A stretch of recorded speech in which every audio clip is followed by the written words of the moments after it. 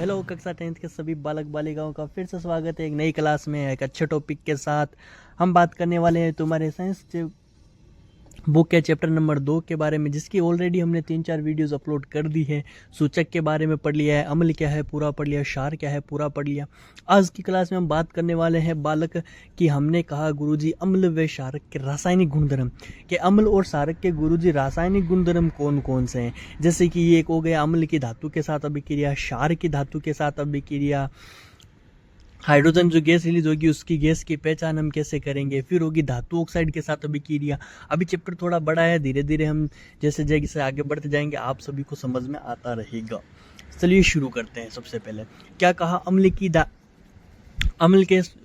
व क्षार के रासायनिक गुणधर्म में से सबसे पहला पॉइंट हमने लिया क्या बालक, क्या लिया कि अम्ल की धातु के साथ अभिक्रिया। याद रखना कि अम्ल की धातु के साथ अभिक्रिया करवाने पर हमें हमेशा यानी हमेशा, अरे किसी भी टाइम पर कर लेना, हमेशा एक ही दो ही चीज़ें प्राप्त होगी।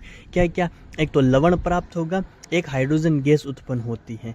क्या क्या, अम्ल की जब धातु के साथ अभिक्रिया करवाएंगे तो ये देखो लिखा मैंने हमेशा, अरे हमेशा क्या क्या, लवण व हाइड्रोजन गैस उत्पन्न होती है, चाहे कभी भी करवा लो। जैसे कि यहाँ मैंने लिया अम्ल धातु अभिक्रिया करवाने पर क्या क्या मिलना चाहिए, एक तो लवण बालक, एक हो गया गुरुजी हाइड्रोजन। चलो देखते हैं। अम्ल लिया हमने H2SO4, अरे सल्फ्यूरिक अम्ल, अरे गैसों अम्लों का राजा, अरे अम्लों का राजा, अरे राजा अम्लों का राजा बोलते हैं इसे, किंग ऑफ अम्ल है ये कौन, सल्फ्यूरिक अम्ल H2SO4। और धातु हमने ले ली जिंक, जिंक एक धातु होती है, याद रख लेना, फर्स्ट चैप्टर हमने पढ़ा था। जब इनकी अभिक्रिया करवाई तो सबसे पहले हमने क्या क्या, हाइड्रोजन गैस उत्पन्न होती है जो लवण बनता है। तो सबसे पहले हाइड्रोजन गैस को बाहर निकाल देते हैं, बाकी जो बचेगा वहाँ लिख देंगे वो एक बना लवण हो जाएगा। चलो निकालते हैं। इन दोनों में से H2 बाहर निकालो। H2 हमारे पास कहाँ है, ये रहा। H2 हमारे पास कहाँ है, ये रहा। एक प्रकार का H2 का हाइड्रोजन गैस होगा, H2 हमने बाहर निकाल दी यहाँ पर। चलो अब बचा क्या क्या हमारे पास, एक तो ये Zn बचा और एक SO4 बचा। तो हमने यहाँ पर लिख दिया ZnSO4 और H2 हमने हाइड्रोजन गैस के रूप में बाहर निकाल दिया। तो ये जो बचा लवण है जिंक सल्फेट, एक प्रकार का क्या है, लवण है, क्योंकि हमने धातु और अम्ल की अभिक्रिया करवाई और हाइड्रोजन गैस है वो रिलीज हो गई। अब तुम कहोगे गुरुजी मान किया बेरो पारसी क्या हाइड्रोजन गैस रिलीज हुई है, तो बेटा बी के लिए एक प्रकार को टेस्ट हुए। देखो गैस की पहचान लिखेड़ो है मेरे, लिखेड़ो ने, देखो फिर इन सही तरीका से हाइड्रोजन गैस की पहचान कैसे करेंगे। जब हाइड्रोजन गैस के पास जब ये अभिक्रिया हो रही होगी जिंक सल्फेट वाली अम्ल या धातु के साथ अभिक्रिया, तो हम अगर उसके पास जलती हुई मोमबत्ती ले जाएंगे या जलती हुई कोई भी चीज़ ले जाएंगे, और जब जैसे ही हम ले जाएंगे तो फट फट की आवाज़ सुनाई देगी, जैसे पटाखे फूट रहे हैं छोटे छोटे। तो जब सुनाई देती, जिसे पॉप टेस्ट कहते हैं, जैसे हमें पता चल जाएगा हाथों हाथ के हाँ गुरुजी अम्ल और धातु की अभिक्रिया हुई है और हाइड्रोजन गैस रिलीज हुई है। क्यों हुई है, क्योंकि हम जब उसके पास जलती हुई कुछ चीज़ लेके गए जैसे कि मोमबत्ती, तो हमें फट फट की धीरे धीरे ध्वनि आवाज़ सुनाई दी। और इसे देखने के लिए तुम यूट्यूब पर सर्च कर सकते हो कि पॉप टेस्ट कैसे कहते हैं, तुम्हें अपने आप वो पूरी सारी चीज़ें वीडियोस मिल जाएगी जिसमें तुम वो देख सकते हो।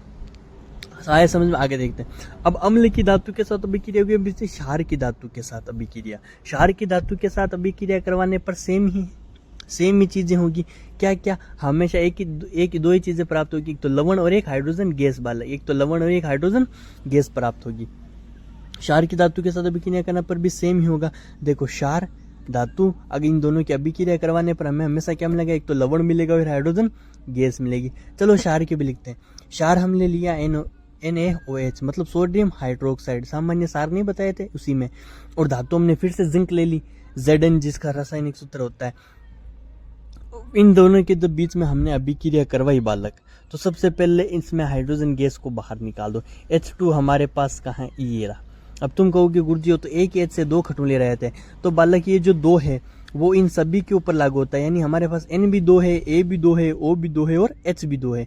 तो यहाँ पे हमने H2 उठा के बाहर फेंक दिया। अब हमारे पास क्या बचा, देखो यहाँ पे NO2 बचा, Na ये और 2 है जो ये यहाँ पर बच गया। फिर बचा Zn और O2 जो हमारे पास बनकर क्या आ गया बालक, सोडियम जिंकेट आ गया। यानी H2 को बाहर निकालने के बाद जो भी सारी चीजें यहाँ पर बचे अभिक्रिया में वो तुम यहाँ पर लिख दो, वही तुम्हारा क्या बन जाएगा, लवण बन जाएगा।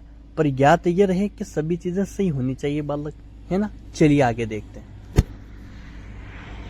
अब देखते हैं कि कहा कि गुरुजी पीतल के बर्तनों में दही नहीं रखा जाता क्यों। ये एक क्वेश्चन है, थोड़ा इम्पोर्टेंट है, पूछ सकता है बहुत बार। एक प्रकार का क्वेश्चन है बालक कि गुरुजी पीतल के बर्तनों में जो है, वो पीतल के बर्तनों में जो खट्टे पदार्थों यानी दही जैसे पदार्थों को क्यों नहीं रखा जाता।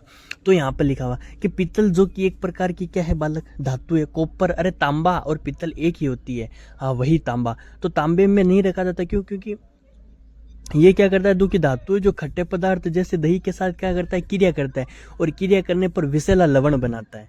लवण कौन सा, विषैला। अरे विषैला मतलब जहरीला, जो मानव स्वास्थ्य के लिए हानिकारक हो का निर्माण करता है, जो कि मानव स्वास्थ्य के लिए क्या है बालक। तुम लोगों ने कहा कि गुरुजी एकदम सही कहा कि एक प्रकार का मानव स्वास्थ्य के लिए क्या है, हानिकारक है। मानव स्वास्थ्य के लिए क्या है, हानिकारक है।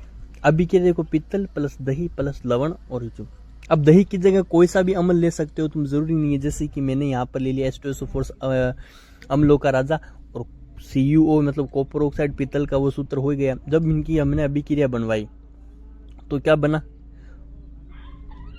कॉपर सल्फेट बना और जल साथ में रिलीज हुआ।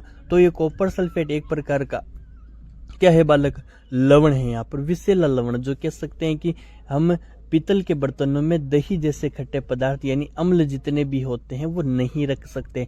अगर जो रखेंगे तो बालक मानव स्वास्थ्य के लिए क्या है, हानिकारक है। मैं आशा करता हूँ ये तुम्हें क्लास समझ में आएगी। और माफ़ कीजिएगा मैं अपने यहाँ पे माइक वगैरह लेके नहीं आया, साइड से आवाज़ें भी आ रही होगी गाड़ियाँ जाने की, मैं छत पर भी बैठा हूँ, है ना। जल्द से जल्द मैं वापस बोर्ड को पढ़ाने की तुम्हें कोशिश करूँगा। तब तक के लिए ऐसे ही पढ़ो, जो कुछ ना समझ में आए बालक बालिकाओं तो मुझे कमेंट में बताएं। हम मिलते हैं ऐसे ही किसी नेक्स्ट क्लास में किसी नए टॉपिक के साथ। तब तक के लिए जय हिंद, जय भारत।